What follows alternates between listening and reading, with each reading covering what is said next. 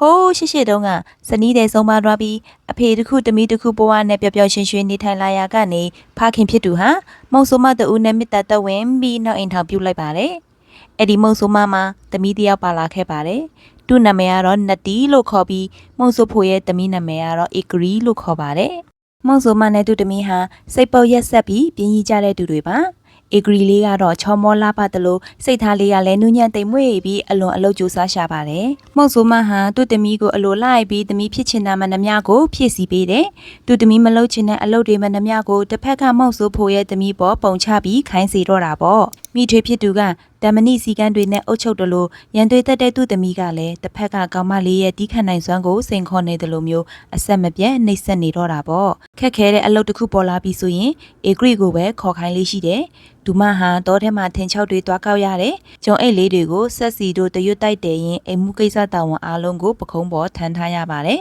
်မနက်မိုးလင်းကနေမိုးချုပ်တဲ့အထိနားရတယ်လို့ကိုမရှိပါဘူးအိမ်ပေါ်အိမ်အောက်ဆင်လိုက်တက်လိုက်နဲ့အလုတ်တွေပြီးပြီလို့ထင်လိုက်တဲ့ချိန်မှာတို့ကလှုပ်ရှားတစ်ခုခုထက်ရှာခိုင်းပြန်နေညီမနှစ်ယောက်ရွာထဲတွားပြီးချီငင်တဲ့အခါမှာလဲအေဂရီကပဲမနာမနေအလုတ်လုပ်ပြီးခြီလုံးတွေကိုချင်းတောင်းပြအောင်ငင်ခဲ့ရပါတယ်နတီကတော့ဘာမှမလုပ်ပါဘူးညနေလို့အိမ်ပြန်ရောက်ခါနီးပြီဆိုရင်နတီကချန်စီရုပ်ကိုအရင်ကြော်တက်ပြီးသူ့လက်ကိုချိုချိုတတာလေးကန်ပေးတတ်ပါတယ်။ချင်းတောင်းငါကိုပေးလိုက်နင်ကြော်တက်လာတဲ့ချိန်ငါကင်ထားပေးမယ်ပြီးရင်နေ့ငါပြန်ပေးမယ်ဆိုပြီးတော့ပြောတာပေါ့။အဲ့ဒီချိန်မှာအေဂရီကချန်စီရုပ်ကြော်ဖို့ကြိုးစားနေတော့မှပဲနတီကအိမ်ထဲကိုအရင်ပြေးဝင်သွားပြီးခြီလုံးတွေအားလုံးတူငင်လာတာပါလို့ကြေညာပါလေရော။အေဂရီကတော့ဒီဟာကသူလှုပ်ထားတာပါလို့ရှင်းပြဖို့ကြိုးစားပေမဲ့ဘယ်သူမှနားမထောင်ကြပါဘူးသူ့ကိုလိန်ညာတူးလို့ခေါ်ဝေါ်ပြီးမျက်နှာပြတ်အောင်အဆက်ခွဲကြတယ်ဒါကြောင့်မလို့သူလည်းခေါင်းငုံပြီးငြိမ်နေလိုက်ရတော့တာပေါ့တနင်္ဂနွေနေ့တို့ရောက်ရှိလို့လာပါပြီ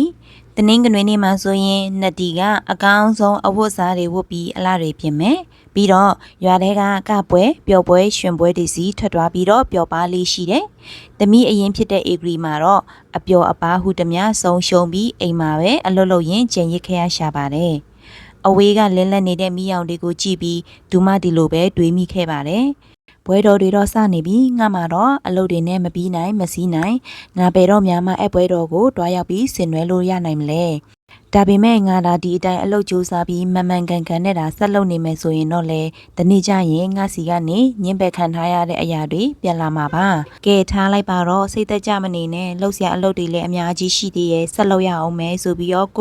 ုနှစ်သိမ့်လိုက်ပါတော့တယ်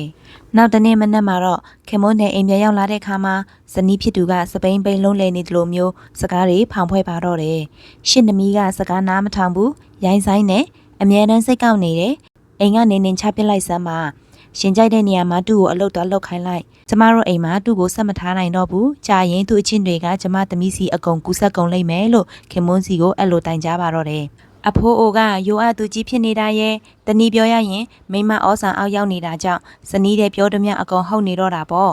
တနာစရာကောင်းတဲ့အဖိုးအိုကတခွန်းစနှခွန်းစပြန်ပြောနိုင်ခဲ့ပေမဲ့အခုချိန်မှာတော့အင်ကျမကထားချင်တိုင်းထားနေပြီးချက်ဖကအရာမဝင်တော့ပါဘူးတနေ့မှာတော့မိမဖြစ်သူရဲ့စကားတန်ကိုမခံနိုင်တော့တဲ့အစုံတပြက်စီလဲနေတဲ့တမီးဖြစ်သူကိုခေါ်ပြီးပြောလိုက်တယ်ငါသမီးမင်းအမေပြောတာတော့မင်းကစကားနားမထောင်ဘူးတဲ့ပါဆက်ကျန်းနဲ့ဒါကြောင့်မင်းကိုဒီမှာဆက်မထားနိုင်တော့ဘူးမင်းထွက်သွားရတော့မယ်မင်းကြောင့်ရံပွဲတွေထပ်မဖြစ်ရအောင်ဖះတခင်လမ်းပြရနောက်ကိုဒါလိုက်သွားပြီးတော့ဒါလေးမှတ်ထားပေးပါသစိမ့်တွေနားရောက်သွားရင်စကားနားထောင်ပါယူကြိုးပါအလုတ်ကြိုးစားပါသစိမ့်တွေကအဖေလိုမျိုးခွင့်လွတ်မှာမဟုတ်ဘူးဆိုပြီးတော့သမီးကိုပြောလိုက်ပါတော့တယ်မိတွေနဲ့နတီကသူ့ကိုအိမ်ကနေအပီးပိုင်းမောင်းထုတ်ချင်နေမှန်းတီးလိုက်ရတဲ့အခါမှာမင်းကလေးခမမျက်ရည်စလေးတွေနဲ့အဖေလက်ကိုနမ်းရှုံပြီးအိမ်ပြန်လမ်းမရှိတော့တဲ့ခရီးကိုစတင်ထွက်ခွာလာတော့တယ်။သူမဟာလမ်းအကြာကြီးရှောက်လာခဲ့ပြီးလမ်းဘေးတနေရာမှာနံရိုးတွေပေါ်နေအောင်ပိန်လီနေပြီးဖျားနေတဲ့ခွေးတစ်ကောင်ကိုတွေ့လိုက်ရပါတယ်။ခွေးကသူမကိုမြင်ပြီးစကားပြောလာတယ်။စိတ်ထားကောင်းတဲ့မိန်းကလေးငါဖျားနေလို့ငါ့ကိုပြူစုဆောင်ရှောက်ပေးပါ။တနေ့ကျရင်ငါကျေးဇူးဆက်ပါမယ်ဆိုပြီးတော့ပြောလာပါတယ်။အေဂရီကခွေးကိုတနာရပြီးညစ်ပတ်နေတဲ့ခွေးကိုမယွမရှာပဲပွေဖက်ပြီးရေချိုးပေးလိုက်ပါတော့တယ်ခွေးကိုတန်ရှင်းလုပ်ပေးပြီးသူနဲ့တူတူပျော်ပျော်ရွှင်ရွှင်စော့ကစားခဲ့ပါတယ်။နောက်ပြီးတော့ခရီးဆက်ထွက်လာတယ်။တိတ်မဝေးတဲ့နေရာမှာပန်းတွေဝေနေပေမဲ့ခူကောင်တွေဖုံးလွှမ်းနေတဲ့တစ်တော်သီးပင်လှလှလေးကိုတွေ့လိုက်ရပါတယ်။တစ်တော်ပင်ကသူ့ကိုမြင်တော့စကားပြောလာပါတယ်။ တတိရှိတဲ့မိန်းကလေးငါ့ကိုဂယုစိုက်ပေးပါဒီခုကောင်တွေကိုဖယ်ရှားပေးပါတနေ့ကျရင်ငါကျေးဇူးဆက်ပါမယ်လို့ပြောပါတယ်သူမလည်းတစ်ပင်ကြီးကိုကြည့်ပြီးတနာတော့ကဒီပိုးကောင်တွေဒူမမဖယ်ပေးရင်ဒီထက်များလာဖို့ပဲရှိပါတော့တယ်ဆိုပြီးတော့ခုကောင်တွေကိုတေးသေးချာချာဖယ်ရှားပေးလိုက်ပါတော့တယ်ပြီးတော့တစ်ပင်ကြီးဝဝေဆဆာနဲ့အသီးတွေတီးနိုင်အောင်ခြောက်နေတဲ့တစ်ကိုင်းတွေကိုချိုးဝါနေတဲ့တစ်ရွက်တွေကိုဖယ်ရှားပေးလိုက်ပါတယ်ပြီးတော့သူ့ရဲ့အရေးချင်းကိုအတုံးချလို့ရမယ့်နေရာကိုရှာဖွေရင်းခရီးဆက်ထွက်လာတော့တယ်။တော်တော်ကြာကြာခရီးဆက်လာပြီးတော့ပျက်စီးပြီးလူရမဝင်တော့တဲ့ရေပန်းတစ်ခုကိုတွေ့တယ်။ရေပန်းကဒူမကိုတွေ့တော့အလုတ်ကြိုးစားတဲ့မိန်းကလေးငါ့ကိုပြုတ်ပြင်ပေးပါ။တနေ့ကျရင်ငါကျေးဇူးဆက်ပါမယ်ဆိုပြီးပြောပါတယ်။ဒူမကလည်းရေပန်းဆိုတာရေတွေရှိမှပဲလှပနေမှာရေတွေရှိမှပဲရင်ထဲကိုအေးမြစေမှာဆိုပြီးတော့ရေညှိတွေတက်နေတဲ့ရေပန်းကန်တွေကိုတေးသေးချာချာတန်တန်ရှင်းရှင်းဈေးကြော်လိုက်ပါတယ်ပြီးတော့တရွက်6တွေကိုဖယ်ရှားပေးလိုက်တယ်ဒီလိုနဲ့ခရီးဆက်လာရင်ပျက်စီးပြီးသုံးမရလူနီးပါးဖြစ်နေတဲ့မုံဖုတ်ဖိုးတစ်ခုနားကိုရောက်လာပါတယ်မုံဖုတ်ဖိုးကဒူမကိုမြင်တာနဲ့တတိရှိတဲ့မိန်းကလေးငါထဲကိုကြောက်ခဲတွေဖြည့်ပြီးတန့်ရှင်လုပ်ပေးပါတနေ့ကျရင်ငါကျေးဇူးဆက်ပါမယ်ဆိုပြီးတော့ပြောပါတယ်ဒါနဲ့သူမလည်းမဆိုင်မတော့ပဲသူ့လက်မောင်းကအင်ဂျီတွေကိုပင့်တင်လိုက်တယ်။ရွှွန်ကိုရေစွတ်အပေါက်တွေကိုဖာကြောက်ခဲတွေကိုစီတုပ်ပြီးမုံဖုတ်ဖို့ကြီးကောင်းကောင်းအလုတ်လုတ်ပြီးကြီးကောင်းသွားတဲ့အထိတန့်ရှင်ရေးလုပ်ပေးလိုက်ပါတယ်။ပြီးတော့လက်တွေကိုစေးကြောပြီးမုံဖုတ်ဖို့ကိုနှုတ်ဆက်ရင်ခရီးဆက်ထွက်လာပါတော့တယ်။သူမဟာနေ့ရောညပါရှောက်လာခဲ့ပြီးတခါတရံလမ်းတွေပြောက်ခဲ့ပါတယ်။ဒါပေမဲ့ဖျားသခင်ပေါ်ယုံကြည်မှုမပြောက်ပဲဆက်လျှောက်ခဲ့တယ်။ဆက်လျှောက်ရင်းနဲ့ပဲပင်ပန်းသွားပြီးအိပ်ပျော်သွားခဲ့ပါတယ်။တနေ့မနေ့ခင်းမှာတော့မောင်မိုက်နေတဲ့တောအုပ်ကြီးကိုဖျက်ကျော်အပြီးမှာနွယ်ပင်တွေအုပ်နေတဲ့အိမ်လေးတစ်လုံးရှိရာမြက်ခင်းပင်ကျဲကြီးစီကိုရောက်လာခဲ့ပါတယ်။သူမအနာကိုကတ်သွားတော့အဖွားအိုတယောက်ကကျင်နာစွာထွက်ကြိုတယ်။မိန်းကလေးဒီမှာပါရှာနေတာလေပြီးတော့မင်းကပဲ့တူလဲ။အိုးကျမပဲ့တူလဲဟုတ်လားအဖွားအမေမရှိပြောရရင်အဖေလည်းမရှိတော့တဲ့မိန်းကလေးတယောက်ပါအဖွာအမေဆုံးမသွားကြတဲ့ကကျမဘယ်လောက်ဒုက္ခရောက်ခဲ့ရတယ်ဆိုတာဖះတခင်ပဲသိနိုင်ပါတော့တဲ့အဖွာကျမကအလုရှာနေတာပါဘယ်သူကိုမှမသိတော့ဟိုတီတီရှောက်သွားရင်းနဲ့လမ်းပြောင်းနေခဲ့တာပါအဖွာဒါပေမဲ့ဖះတခင်ကလမ်းပြပေးခဲ့ပုံရတယ်အဖွာအိမ်ကိုရောက်လာတာမို့ကျမကိုလက်ခံပေးဖို့တောင်းပန်ပါတယ်အဖွာအိုးတနာစရာကလေးလေးဘုရားတခင်ကငါစီကိုခေါ်လာပြီးအန်ဒီရဲကနေကဲတင်ပေးလိုက်တာပါပဲငါကတနင်္ဂနွေမဲ့တော့ပါဒီနေ့ငါစီမှာအလုပ်လုပ်ပြီးမနေ့ဖြန်ကြရင်ငါအိမ်ကနေလက်ပလာနဲ့ပြန်မလွတ်ဘူးလို့ကတိပေးတယ်ကောင်းပါပြီဒါပေမဲ့ကျမကဘာလုပ်ရမလဲအဖွာတနင်္ဂနွေမဲ့တော့ကဆက်ပြီးတော့ပြောလိုက်ပါတယ်အိမ်နေတဲ့ငါကလေးတွေကိုရေချိုးပေးရမယ်အစာကျွေးပေးရမယ်ပြီးရင်ညစာချက်ထားပါငါဖျားเจ้าငါပြန်လာရင်ထမင်းကိုအယမ်းမပူစေနဲ့အယမ်းမအေးစေနဲ့အတော်ပဲဖြစ်နေပါစေဆိုပြီးတော့မှာကြားသွားခဲ့ပါတယ်အဲ့လိုမှာကြားသွားပြီးအဖွားအိုကဖျားเจ้าသွားတက်တယ်မိန်းကလေးကအင်ဂျီလက်မောင်းပင့်တင်ပြီးအလုစားလုပ်ပါတော့တယ်ပထမဆုံးရေချိုးဖို့ရေပြင်ပေးတယ်ကလေးတို့အိမ်ပြန်လာကြရေချိုးရအောင်လို့လမ်းခေါ်လိုက်တယ်မော်ကြည့်လိုက်တော့သူဘာမှမတွေ့ရဘူးဟိုကြီးတီကြီးနဲ့ခဏအကြာတော့ခြံဝန်းထဲမှာတောအုပ်ကတော့ရိုင်းတရိษံတွေအများကြီးပြည့်နှက်နေတာပေါ့သူမကတရိษံလေးတွေကိုတကောင်ပြီးတကောင်တေချာရေချိုးတန့်ရှင်းပေးလိုက်ပါတယ်ပြီးတော့ညစာကိုခက်မြန်မြန်နဲ့ပူပူနွေ့နွေ့ဖြစ်အောင်တေးသေးချာချာပြင်ဆင်ပေးလိုက်ပါတယ်တနင်္ဂနွေမဲ့တော့ဖះเจ้าကပြန်ရောက်လာပြီးသူ့သားသမီးတွေတန့်ရှင်းတက်ရက်နေတာကိုမြင်တော့အလွန်ကိုသဘောကျသွားခဲ့ပါတယ်ခဏအကြာမှာတော့မဲတော်ကထမင်းစားဖို့ရောက်ရှိလို့လာပါတယ်ထမင်းစားဖို့ထိုင်ရင်မေတော်ကပြောတယ်အိမ်အပေါ်ထက်ခိုးပေါ်တက်ပြီးကြိုက်တဲ့တစ်တာတစ်လုံးကိုရွေးယူပါဒါမင်းအတွက်စုလက်ပဲလို့ပြောခဲ့ပါတယ်ဒါပေမဲ့အဖေအိမ်ကိုပြန်ပါအဖေအိမ်မရောက်မချင်းမဖွင့်ရဘူးလို့မှာကြားခဲ့ပါတယ်အေဂရီကတစ်တာယူဖို့ထက်ခိုးပေါ်တက်ခဲ့ပါတယ်ထက်ခိုးပေါ်ရောက်တဲ့ခါမှာတစ်တာတွေအများကြီးတွေ့ရတာမို့တချို့တစ်တာတွေကဟောင်းနေပြီးတချို့တစ်တာတွေကတော့အတစ်ဆက်ဆက်တောက်ပြောင်နေပါတယ်ဒူမကလောဘမကြီးတာမို့လို့အဟောင်းဆုံးနဲ့အယုတ်ဆိုးဆုံးတစ်တာကိုပဲရွေးယူလိုက်ပါတယ်ဒူမအောက်ကိုပြန်ဆင်းလာတော့တနင်္ဂနွေမဲတော်ကမျက်မှောင်နဲ့ကျုံသွားတယ်ဒါပေမဲ့ဘာမှတော့မပြောတော့ပါဘူးဒါနဲ့မိန်းကလေးကိုကောင်းချီပေးလိုက်တယ်အေဂရီလည်းတစ်တာကိုကြောပိုးပြီးအဖေအိမ်ကိုပျော်ပျော်ရွှင်ရွှင်နဲ့ပြန်လာခဲ့တယ်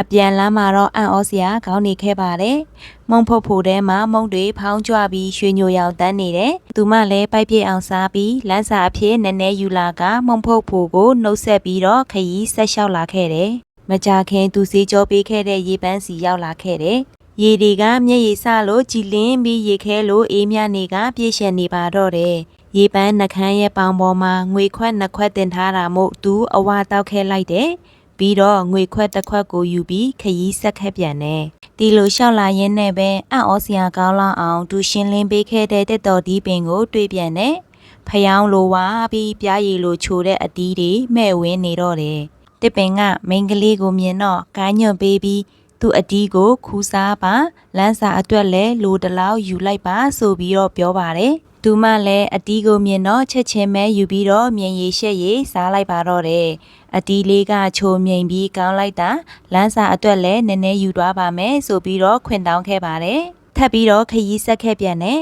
။လမ်းမှာကျမ်းမာပြီးခန့်ညားနေတဲ့ခွေးကြီးကိုတွေ့တော့ခွေးလယ်ပင်မှာရွှေတင်းကားလက်ပတ်ဆွဲထားပြီးနေမကောင်းတုန်းကပြုစုပေးခဲ့တဲ့အတွက်ကျေးဇူးဆက်တဲ့နေနဲ့လက်ခံပေးပါဆိုပြီးအဖိုးအိုရဲ့သမီးကိုပေးခဲ့ပါတယ်။သူမဟာခွေးလေးကိုကျေးဇူးတင်ပြီးခရီးဆက်ခဲ့ပြန်ပါတယ်။ဒီလိုနဲ့ဧကရီဟာအဖေအိမ်ကိုပြန်ရောက်လာခဲ့တယ်။အဖိုးအိုဟာသူ့သမီးကိုမြင်တော့မျက်ရည်ဝဲပြီးပျော်ရွှင်စွာကြိုဆိုခဲ့ပါတယ်။ဧကရီဟာခွေးလေးပေးလိုက်တဲ့ရွှေတင်းကားလက်ပတ်နဲ့ငွေခွက်ကိုအဖေကိုပေးလိုက်ပါတယ်။ပြီးတော့တစ်တာကိုအတူဖွင့်လိုက်တဲ့အခါမြင်းတွေနွားတွေတိုးတွေမရေမတွက်နိုင်အောင်ထွက်ကြလာခဲ့ပါတယ်။ဒီလောက်များပြားတဲ့စီးစိမ်ကိုမြင်တော့အဖိုးကများချက်ချင်းနှုတ်ပြိုလန်းဆန်းသွားခဲ့ပါတယ်။ဒါပေမဲ့သူ့စနီးကတော့ကြောင်အံ့ဖြစ်ပြီးသောတာတွေထွက်လွန်းလို့ဘာလို့ရမှန်းမသိဖြစ်နေတော့တယ်။နတီကတော့အားမလျှော့ပဲကိစ္စမရှိဘူးအမေကဘာကြီးကမကျင်းမြောင်းသေးပါဘူးတမီသွားပြီးသူ့ထက်များတဲ့ယတနာတွေရှာခဲ့မယ်လို့ပြောတယ်ပြောဆဆိုနဲ့သောတာတကြီးထွက်သွားတော့တယ်ဧကရီတွားခဲ့တဲ့လမ်းတိုင်းသူလည်းအကြာကြီးရှောက်တွားခဲ့တယ်ဖျားနာနေတဲ့ခွေး